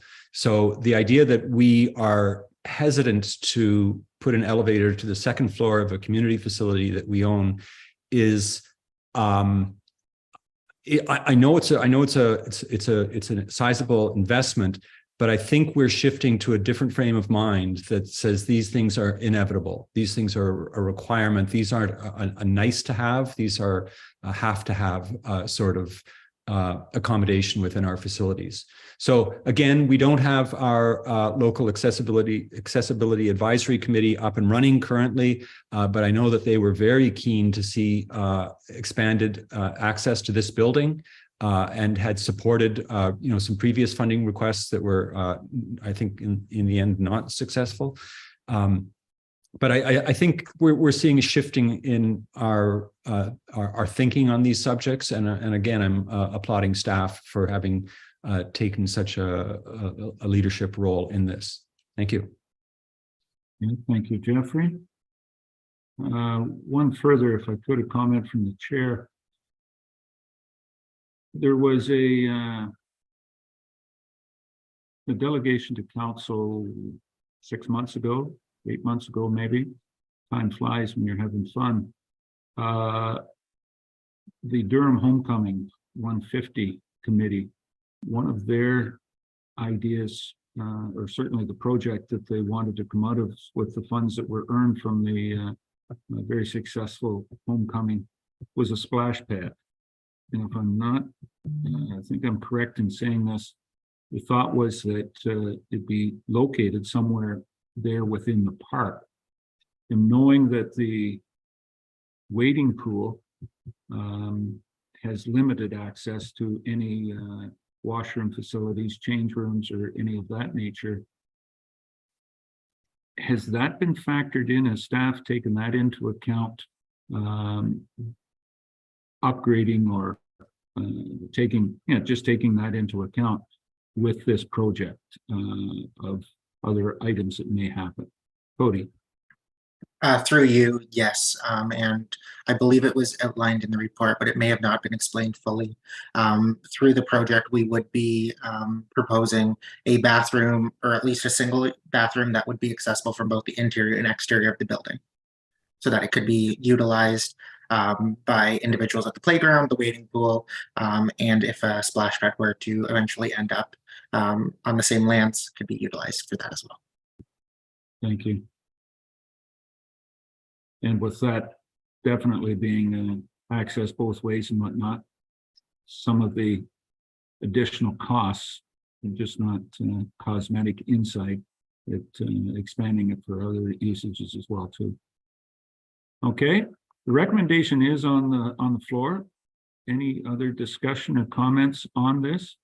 As of right now, it is to make the application and with the proviso that more funding opportunities be sought, and that this isn't a project, Cody, that would be going forward in the immediate future. It would be more towards a 2024 project. Am I paraphrasing that pretty much correctly? Yes, we would probably be looking at a closer to 2026 completion. Funding applications close the end of this week, and we would anticipate having an idea if we received funding or not in about a 3-4 month time span. Okay. And that'll certainly depend on how things stay in Ottawa. With that said, any other questions or comments on this? And if we can have a show of hands, all those in favor of putting forward the application? Anyone opposed? That is carried. Now, sorry, Jeff, you had your hand up and down. Sorry, that was a mistake. Okay, yeah, I did see your personally have your hand up and you were voting in favor of the recommendation. Deputy Mayor Hutchison, comment? Wondering, Mayor Eccles, if we could take 5 minutes, sir.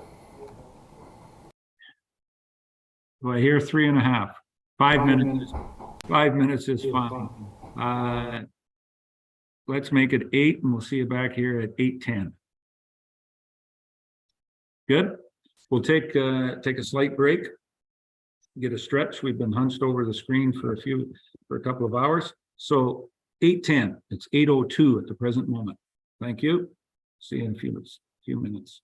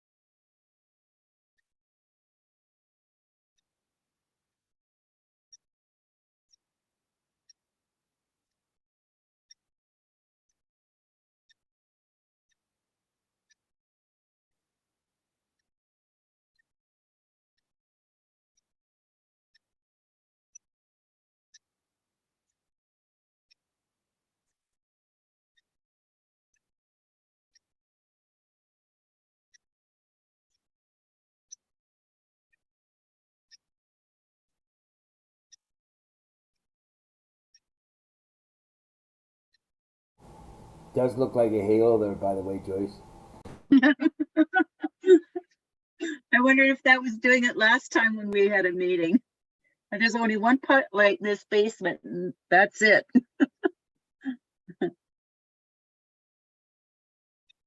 Well, the rec room's just about ready to be taken over by all upstairs, get moved down. So I'm not sure I'm going to get squeezed into my office here pretty tight.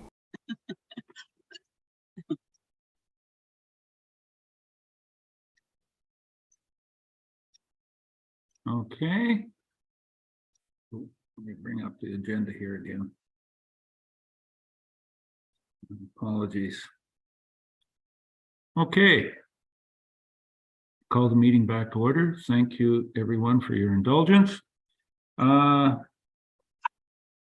brings us down to number 12. Questions with our procedural bylaw. Is there any questions or comments on any of the previous agenda items that, since we got up and stretched, that anybody has found or remembered to ask? Okay. Bylaws. We have 2 bylaws on the docket for tonight. The first one is our confirming the proceedings of council bylaw. Do I have a mover and a seconder for that motion? Moved by Deputy Mayor Hutchison, seconded by Councillor Noon. Any questions on the confirming bylaw?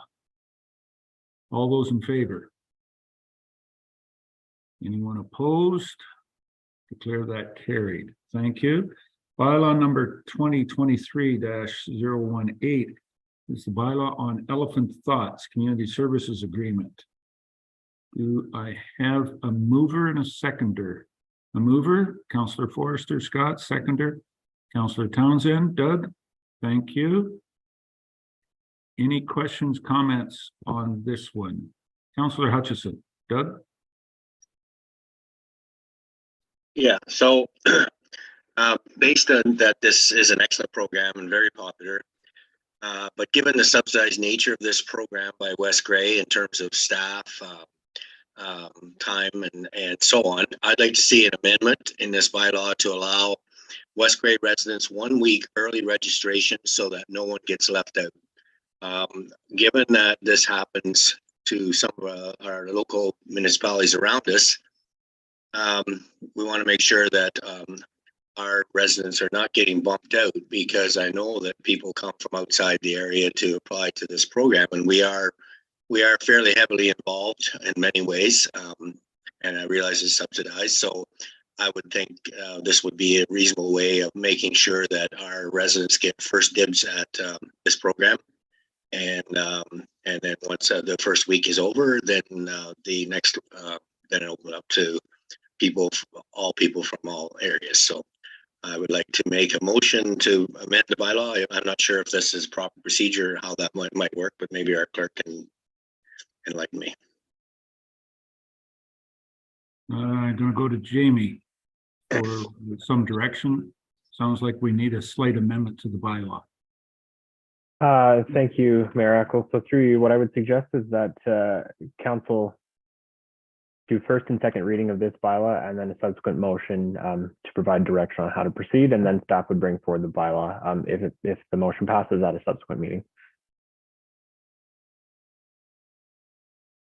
Already having accepted a motion to accept it for the first, second, and third, so to be amended to just have the first and second. I will need an amender to have the bylaw read for the first and second time. Through you, Mayor Eccles, so my suggestion would be that the motion be amended to strike third and final time from the motion. Okay. Given that direction, Councillor Hutchison, you're wanting to move that it be just read, or that the third reading be struck from this motion. Yeah, that's fine. I would move that this bylaw be accepted at first and second reading only. Something along that line.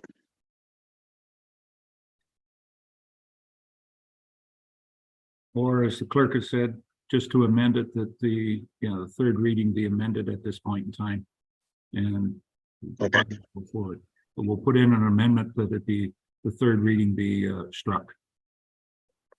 Moved by that motion to amend by Councillor Hutchison, seconded. Is there a seconder for that? Councillor Townsend. Thank you. Any questions or comments on the amending motion? Councillor Noon. Thank you.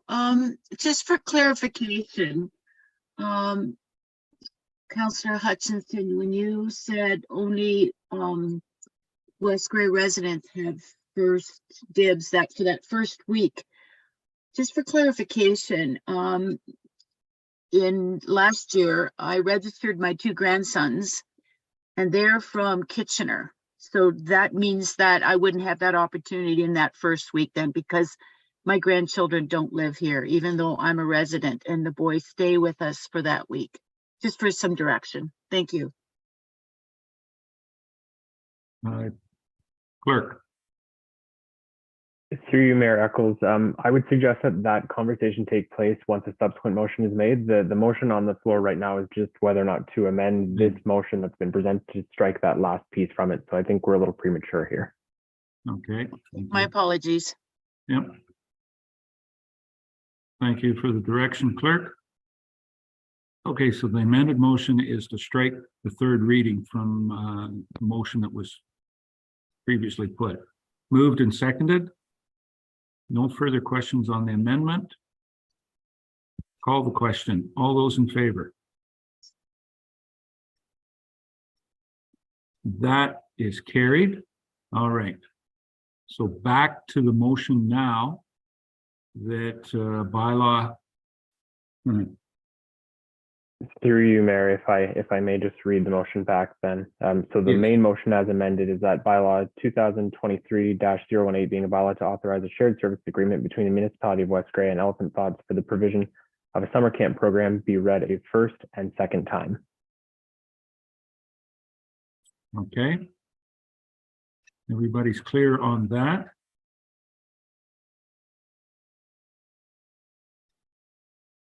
Any questions or comments of where we're at?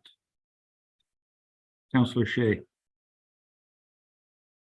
Thank you. I was looking forward to hearing Councillor Noon's comments and question, but question to the Director of Legislative Affairs. Are we allowed to do that? I know that in our procurement process, for example, we are not allowed to say we want to hire a tow truck driver, but we're going to give preference to somebody from West Gray. And so I was just curious if staff, either you, Jamie, or Cody, or anybody else had any perspective on if this sort of thing is permissible. But I understand Doug's instinct in wanting to do this. It makes total sense to me intuitively, but I want to make sure we don't step on any toes. Thank you. I'm looking to staff for comment on this one.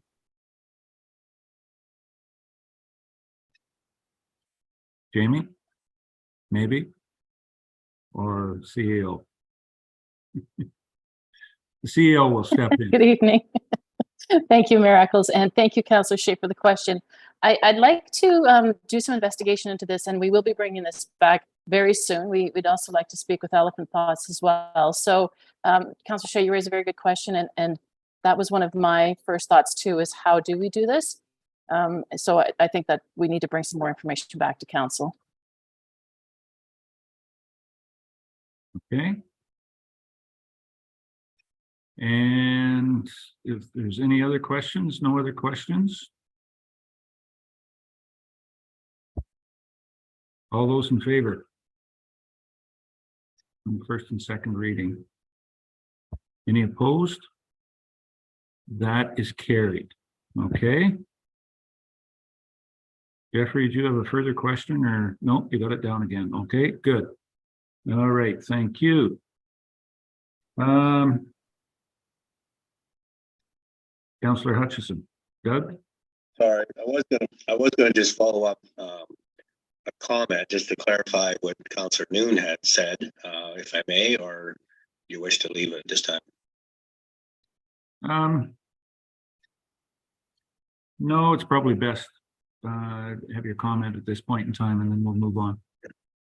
Well, and that's something that the staff can maybe investigate, but I'm not trying to penalize someone like Councillor Noon where her grandchildren come into the area and take part because she's a taxpayer.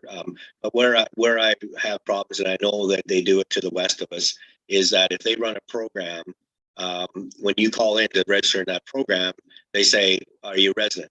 And if you say no, they say, "Well, you can't register until next week." So it's happening. So I want to make sure that our residents have first dibs on this program because I know it's popular and I know that people come from other areas. So maybe Elephant Thoughts will be against it. I don't know, but I just think that it's only fair. It's because we are subsidizing this program in many ways that we as residents get first dibs. So that's what I'll leave it there. Thank you.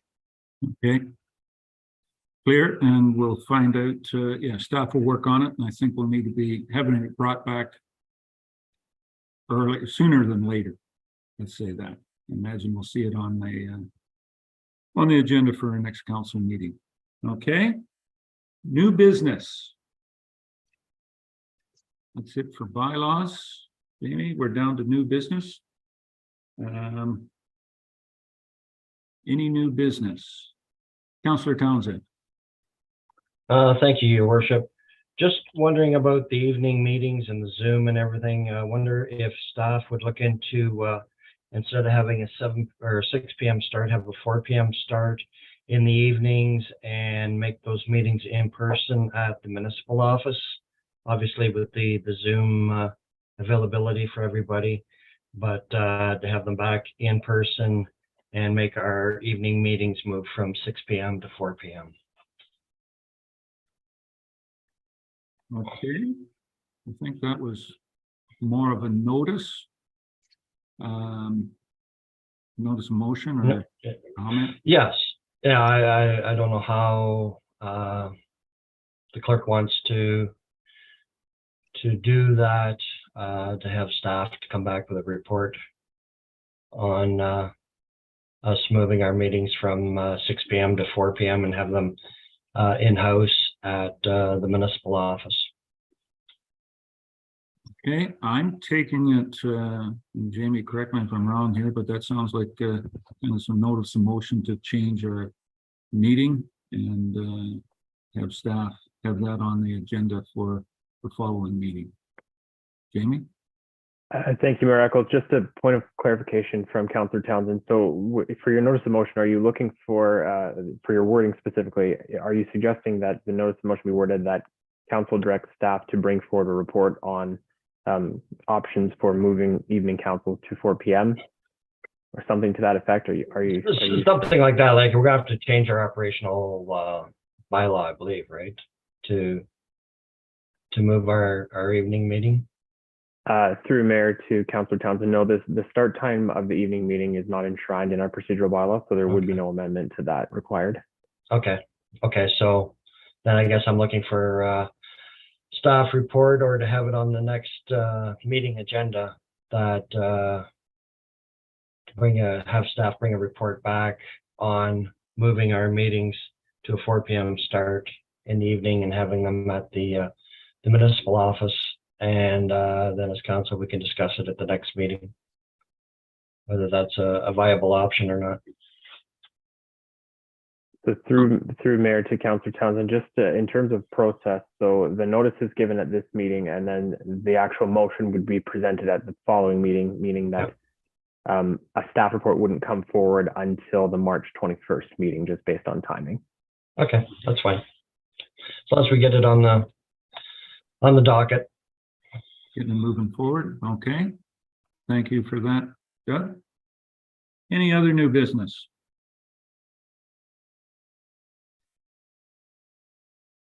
All right. We'll move down then to announcements, procedural bylaw and our announcements. Any Any announcements that individuals want to make at this point, council members? One thing I'd like to say that Normanby Community School has a spaghetti dinner and silent auction on Wednesday, February 22nd. That would be tomorrow night. Just wanted to remind people of that. And yes, your mayor has a couple of tickets. And I have a couple more here. So I somehow or another ended up with a couple. If somebody wants to give me a call, I have a couple of tickets here. If you require or would like to go, they might even be at a very discounted price for you. I have them. Somehow I ended up buying double. Don't even ask, that's fine. Good little function for the community school in Eaton tomorrow night for the Normanby thing. All right, any other announcements?